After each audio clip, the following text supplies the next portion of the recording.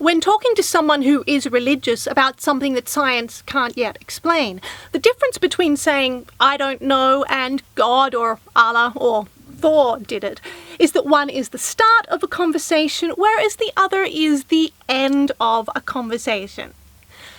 If you are lucky. If you are not so lucky, then the devout believer that you are talking to will also try to convince you too to believe that, with the phenomenon in question, which science can't yet explain, that it is actually the result of divine intervention. By the ghosts of tempestuous lampshades who have been downtrodden by the human race for far too long and have decided to take back the world that they so carelessly threw away at the turn of the 20th century.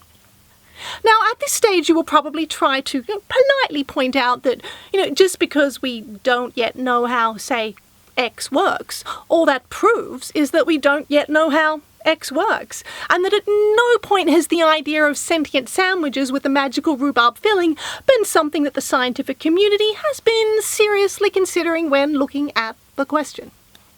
Now, this is the moment when your devout believer will probably throw down the tedious gauntlet of, but can you prove that it wasn't a telepathic squid from the 11th dimension?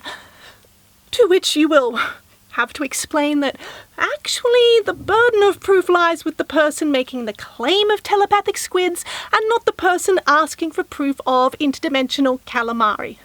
Now, sadly, your burden of proof explanation will most probably be ignored, with your believer instead triumphantly shouting, "Ha! See, you can't prove that it wasn't lilac hell kittens from the dawn of time."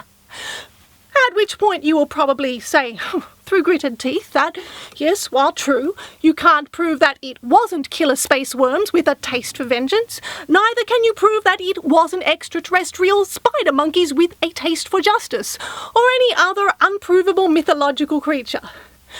To which your believer will most likely respond with something along the lines of, well, to anyone who is enlightened, it is clear that while incorporeal foot soldiers for the Grand Master of the Holy Cupcake clearly do exist, suggesting that there are incorporeal foot soldiers for the Grand Master of the Holy Muffin is clearly ridiculous and shows how little you know about religion. Now, at this point, unless you want to start going round and round in pointless circles, it is time for you to end the conversation by getting firm with your believer and saying, you know what? You get back to me when you have some scientific evidence. Oh, and P.S., Bible quotes are not scientific evidence. If science can't answer a question about an unknown fact, there's no need to spend any more time looking further into that. For the answer is obvious to any decent girl or chap. Don't you know, it's the God of the gaps.